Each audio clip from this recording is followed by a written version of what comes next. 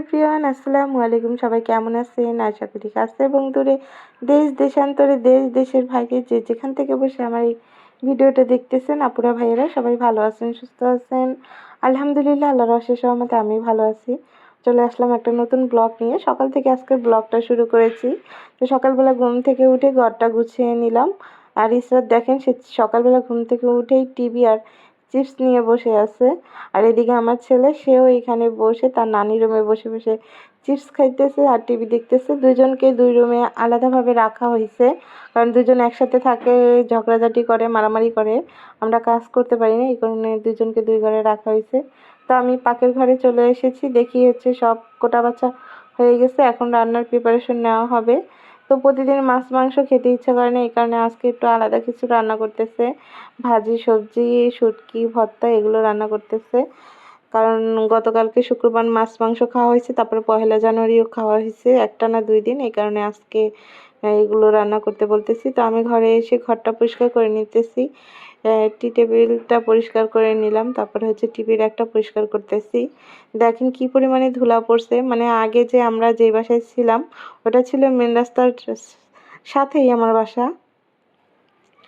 তো এই কারণে ভাবতাম কি, এই কারণে হয়তো বা ধুলাবালি পড়ে, বাহির থেকে অনেক ধুলা আসে, মেন রাস্তাতেও অনেক গাড়ি ঘোড়া চলে। কিন্তু এখন বর্তমানে যেখানে থাকি এখানে তো হচ্ছে একদম ভিতরে, কোনো গাড়ি ঘোড়া চলে না, তারপরে এত বালি কোত্থেকে আসে বুঝি না, অনেক বালি হয়ে যায়। প্রতিদিন পরিষ্কার করি, তারপরেও লাগে যেন পরিষ্কার করি নাই, এমন মনে হয়। তো কি আর করার, প্রতিদিনের কাজ প্রতিদিন তো করতেই হবে, মেয়ে মানুষের যে কাজ আর কি। শুয়ে বসে থাকলে তো আর হবে না, ঘরের কাজ করতেই হবে, ঘরের জিনিস নিজের যত্ন নিতে হবে, আরেকজনের আশায় রেখে দিলে হবে না। তো আরেকজনের আশায় রেখে দিলে এটা হচ্ছে বোকামি। তো আমি এখন ওয়ারড্রোবটাও পরিষ্কার করে নিব। ওয়ারড্রোবটার উপরেও এলোমেলো হয়ে আছে, মানে ঘরের টুকিটাকি যা আছে সবই সকাল থেকে শুরু হয় কাজ করা, মানে সব গুছিয়ে গাছিয়ে তারপরে হচ্ছে কাজ করতে হয়। তো আমার ওয়ারড্রোবও পরিষ্কার করা হয়ে গেছে। এখন আমি খাটটাও হালকা করে মুছে নেব, কারণ খাটটায়ও কিন্তু ধুলাবালি পড়ে, যেহেতু জানালা আছে দুইটা। দুইটা জানালা না, বাহির থেকে ময়লা আসলে আর কি আমরা ভাবি যে যত উপরে উঠবো তত হয়তো বা ময়লা কম হবে, আসলে ভুল কথা। ময়লা আসলে সব জায়গায়ই হয়, উপরে আর নিচে নাই। তো আমি খাটটাও পরিষ্কার করে নিলাম। ইসরাত বসে বসে টিভি দেখতেছে, ওকে রেখে এখন হচ্ছে কাজ করতে হবে আজকে। তো এই যে পাতাকপি সিদ্ধ দেওয়া হয়ে গেছে, সিদ্ধ ছাড়া কিন্তু পাতাকপি ভাজি করি না আমরা, সিদ্ধ করে তারপরে ভাজি করি। ভাতও প্রায় হয়ে গেছে, কারেন্টের চুলায় ভাতটা রান্না করে নিতেছি। এখন আমি ঘরটা ঝাড়ু দিয়ে নিব। আমাদের যে কাজ করে আপু, সেই আপু হচ্ছে ছুটি নিছে, কিছুদিনের জন্য গ্রামে বেড়াইতে গেছে, তার জন্য আজকে আমাদের ঘর ঝাড়ু দিতে হবে, মুছতে হবে। এই কারণে আমি আম্মুকে আজকে বললাম যে তুমি রান্না করো, আমি ঘর ঝাড়ু দিয়ে মুছে নেই। গতকালকে ঘর মোছা হয় নাই, মানে হয়েছে, মায়ে হালকা হালকা মুছছে আর কি, যেখানে যেখানে ময়লা ছিল সেখানে সেখানে মুছে দিছে, পুরো ঘর আর কি মুছা হয় নাই।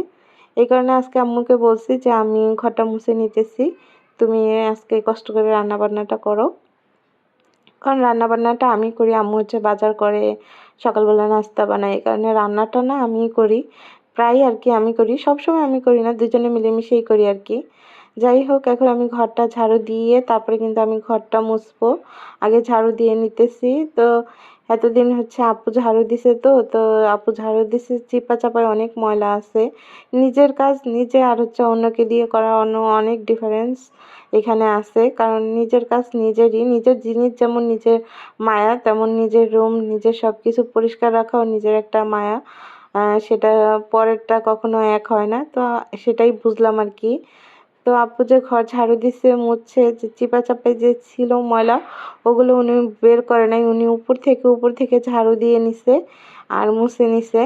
তো যে সে যেভাবে ঝাড়ু দিছে মুছছে, এইভাবে কিন্তু আমরাও পারি। তো তাকে রাখার উদ্দেশ্য হয়েছে চিপা চাপায় পরিষ্কার করার জন্য।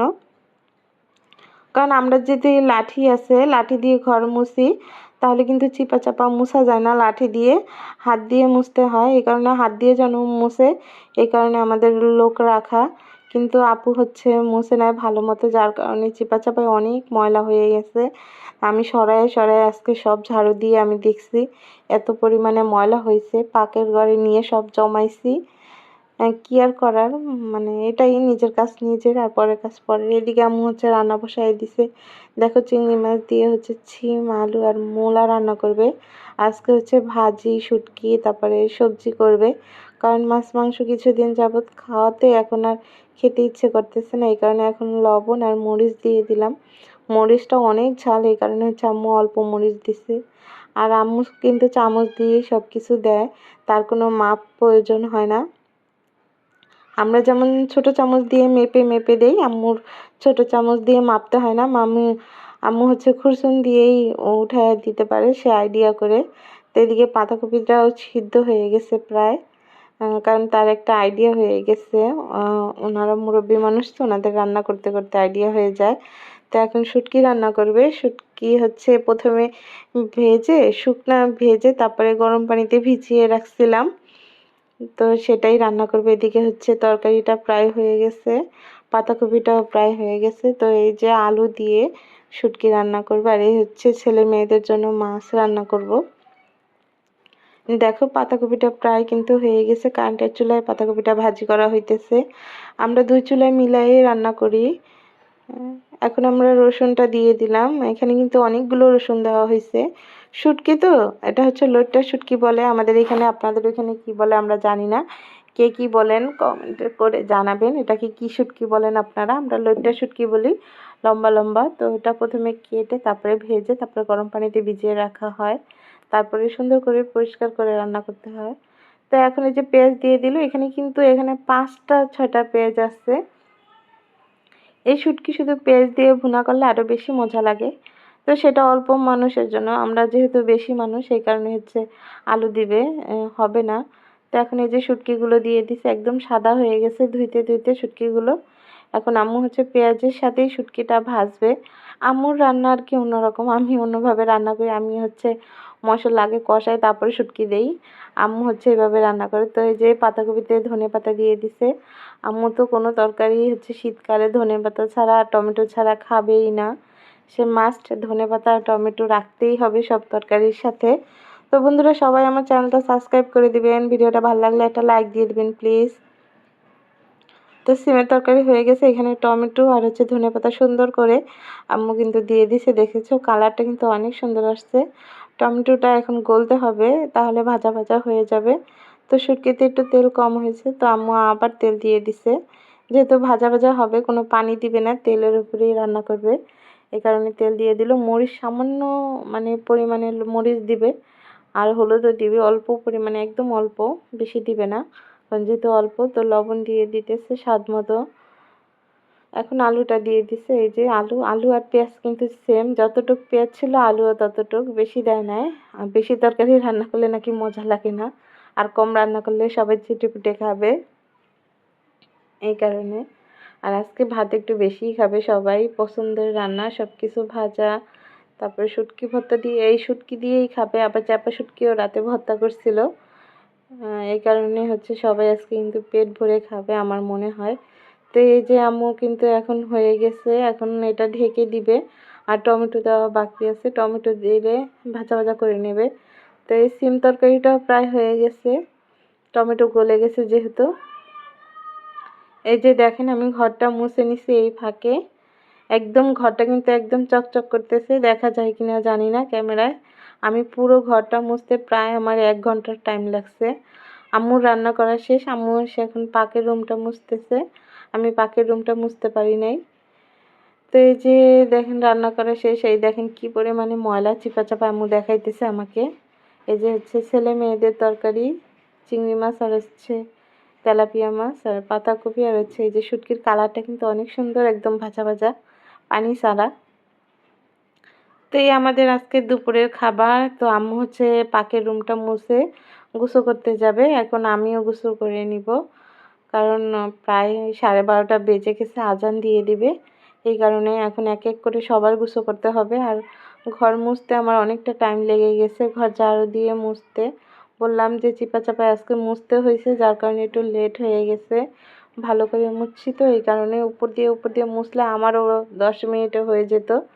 তো ইসরাত চলে এসেছি, ইসরাতকে বলতেছি তুমি গোসল করবা, সে বলতেছে না, তার নাকি শীত লাগে, এই কারণে সে গোসল করবে না। তা আমি গোসল করে চলে এসেছি, এখন এসে দেখি যে কাপড় চোপড় ছিল ব্যালকনিতে, এগুলো সব শুকিয়ে গেছে। এখানে আমাদের 3 জনেরই কাপড় চোপড় আছে, তো আমি এগুলো এখন গুছিয়ে নিব, কারণ এগুলো 2 দিনের কাপড় চোপড়। 2 দিনে যে পরিমাণে মানে মেঘলা ছিল, কোনো কাপড় চোপড়ই শুকায় না। আজকে কোনো রকম একটু রোদ উঠছে, এই কারণে হচ্ছে ব্যালকনিতে যেগুলো ছিল এগুলো হচ্ছে শিরিনদের ব্যালকনিতে দিয়ে আসছিলাম। তো ওদের রুমই আজকে গোসল করছি, আসার সময় সব নিয়ে আসলাম। তো এক এক করে যার যারটা ডয়ারে তারটা রেখে দিলাম, এক একজনের এক একটা ডয়ার। তো রাখা হয়ে গেছে। এখন আমার কাজ হচ্ছে ইসরাতকে গোসল করাবো, কারণ প্রায় 12:30 বেজে গেছে, মেয়েটাকে এখনো গোসল করাই নাই। তার মামি হচ্ছে রোদে বসে আছে গোসল করে। সে দেখেন গোসল করবে না, সে জামা খুলবে না, গোসল করতে চাইতেছে না, একটু ঠান্ডা ঠান্ডা, তো এই কারণে ওকে গরম পানি দিয়ে গোসল করাবো। কারণ পানিতে তো হাতই দেওয়া যায় না, আমাদের এখানে ডিপের পানি তো, তো খুবই ঠান্ডা। জামা কাপড় খুলে এখন ওকে তেল মাখবো, পড়া তেল আছে। ও হচ্ছে কিছুদিন ধরে দুষ্টুমি ফাজলামি করে, তো এই জন্য কবিরাজ থেকে কিছু তেল পড়া আনছি, তারপর চিনি পড়া আনছি, পানি পড়া আনছি, 3টা তাবিজও দিছে, 1100 টাকা নিয়েছে আর কি। এগুলো আনছি, এখন দিয়ে মোটামুটি আগে থেকে একটু ভালো। খুব দুষ্টুমি করে, কথা বললে কথা শুনে না, রাতে কান্নাকাটি করে, এই কারণে আর কি। আমরা কবিরাজ বেশি একটা বিশ্বাস করি না বাচ্চাদের ক্ষেত্রে, যেহেতু ও মৌলি, এই কারণে সবার একটু ভয়, এই কারণে আনলাম আর কি। তো এখন ওকে সরষের তেল মেখে রোদে বসায় রাখছি, 10 মিনিট পর ওকে গোসল করায় আনবো। তেলটা যেন ওর গায়ের সাথে থাকে মিশে, এই কারণে সাথে সাথে গোসল করাইলে তো হবে না, এই কারণে রোদে বসায় রাখছি। সে বসতে চাইতেছে না, এই যে তার গোসল করা শেষ, এখন সে এখানে বসে কান্নাকাটি করতেছে। গোসল করে আসছে, এখন কান্নাকাটি করে। তাকে কেন আমি হচ্ছে সাবানের ফেনা দিলাম না, সাবানের ফেনা ধুয়ে ফেলছি কেন, এই কারণে কান্নাকাটি করতেছে। গোসলখানা থেকে বের হওয়া পর্যন্ত সে কান্নাই করতেছে, সে বের হবে না, তাকে ফেনা লাগবে। সে 10 মিনিটের মতো ওই ভিজা অবস্থায় পানি সহ বসে আছে। আমিও জিদে তাকে আনি নাই, সে আসতে চায় না, এই কারণে আমিও রাগ করে তাকে আনি নাই। তো এখন আমাদের খাওয়া দাওয়া চলতেছে, সবার গোসল শেষ, এখন খাওয়া দাওয়া করতেছে। এদিকে আমার মামাতো ভাই সে আসছে আমাদের বাসায়, দুপুরবেলা আসছে। এখন কি দিয়ে খাবে, ও কোনো তরকারি যা রান্না করছে ও কোনোটা দিয়েই খায় না, এই কারণে ওকে দুধ জাল দিয়ে দেওয়া হয়েছে। সে শুধু দুধ দিয়ে ভাত খাইতেছে। ইসরাত তার সাথে দুষ্টুমি করতেছে, ইসরাতের মামা হয়। আর এদিকে হচ্ছে আমাদের খাওয়া দাওয়ার পালা চলতেছে, সবাই খেতে বসে পড়ছে। তো আজকের ভিডিওটা এই পর্যন্তই বন্ধুরা, সকাল থেকে একদম বিকেল পর্যন্ত সম্পূর্ণ ভিডিওতে জুড়ে ছিলাম। তো আশা করি তোমাদের আজকের ভিডিওটা ভালো লাগবে। যদি আমার ভিডিওটা তোমাদের ভালো লেগে থাকে অবশ্যই একটা লাইক দিয়ে দিবে, আর আমার ভিডিওতে কোনো ভুল ত্রুটি হয়ে থাকলে সবাই ক্ষমার দৃষ্টিতে দেখবেন বন্ধুরা, কারণ মানুষ মাত্রই ভুল হয়। সবাই ক্ষমার দৃষ্টিতে দেখবেন, এবং ভালো লাগলে অবশ্যই আমার চ্যানেলটা সাবস্ক্রাইব করে দিবেন, পাশে থাকবেন, একজন আরেকজনকে সাপোর্ট করবেন। অবশ্যই আমরা সামনে এগিয়ে যেতে পারবো। অনেক কষ্টের পর একটা ভিডিও করা হয়, ক্যামেরা ধরে ভিডিও করা, তারপরে এডিটিং করা, ভয়েস দেওয়া, মানে অনেক কষ্টের ফল এটা। তো সবাই ভালো থাকবেন, আল্লাহ হাফেজ, আসসালামু আলাইকুম।